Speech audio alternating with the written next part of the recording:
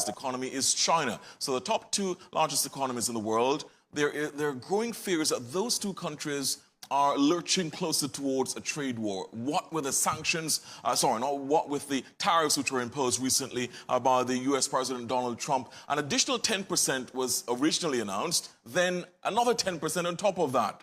Well, it comes as China's annual two sessions meetings begin this week with thousands of political and community delegates descending on the capital, Beijing, from across mainland China, as well as Hong Kong and Macau, to ratify legislation, personnel changes, and the budget over 2 weeks of highly choreographed meetings.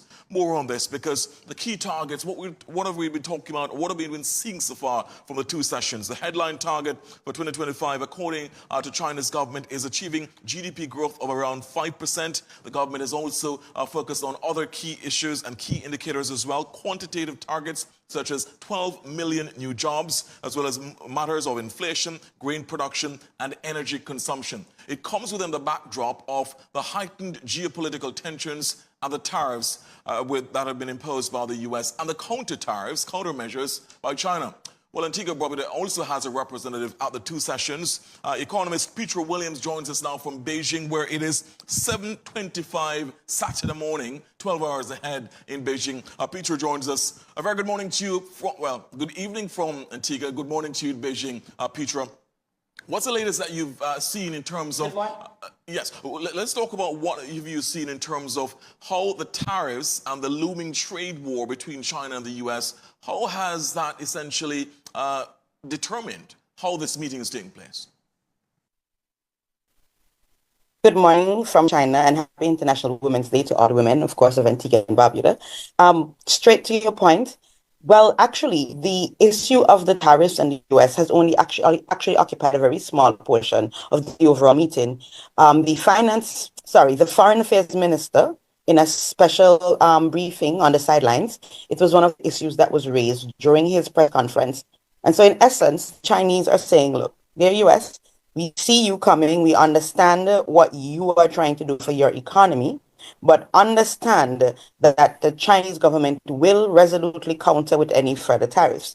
In fact, the foreign minister was very clear. He said that the Americans have to be careful of, this notion that they're wanting to suppress others, and at the same time suggesting that they're having good relations. I don't know if we've been following what Trump has been basic. President Trump indicated that yes, he and President Ping have had very good Xi Jinping has had very good conversations, very good relations, but at the same time, he's insisting on increasing the tariff rates on China.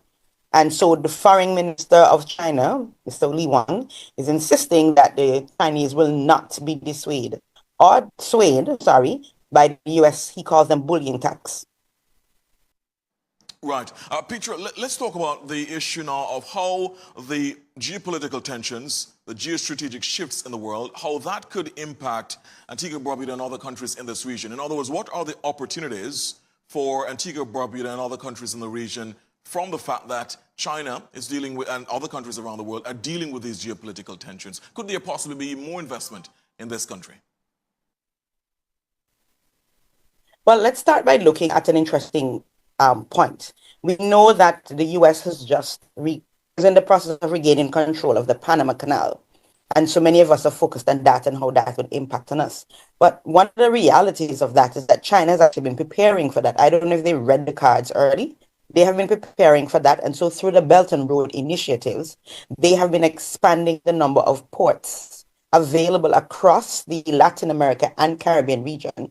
And to our benefit, we have also benefited from a $90 million loan in the retrofitting of our port, the Antigua Port Authority. So there are numerous opportunities available for us in terms of becoming a logistics hub as they look at the whole reshuffling of the transshipping of goods throughout the region.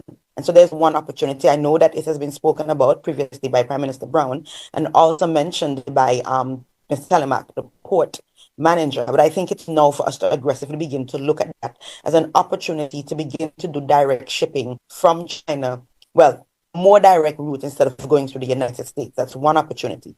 The other opportunity exists in that, again, because if the trade war mushrooms, we'll be looking at increased cost of living for us if our goods come through the United States, get subject to the tariff, and then come down to us in the region. In the region now. So Antigua could begin to position itself again, connecting the dots of the Belt and Road Initiative and the improvements that have been done to our transportation infrastructure to move goods either through the other Latin American options into Antigua and Barbuda.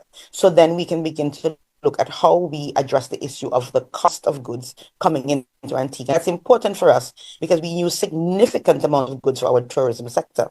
Finally, what I want to mention very quickly is that, again, looking at the whole issue of a war that's looming, there is the possibility that we could attract additional investments from the US in terms of direct foreign investment as Trump seeks to realign the investment partnerships between his US citizens and countries in Asia and even to some extent Europe, that there could be opportunities for us to pick up more foreign direct investment, perhaps in our services sector as well. We'll certainly watch for these developments. Very, very interesting developments. It was, Peter, the Chinese who said, may you live in interesting times. And perhaps that was prophetic because we are living in, absolutely, we are.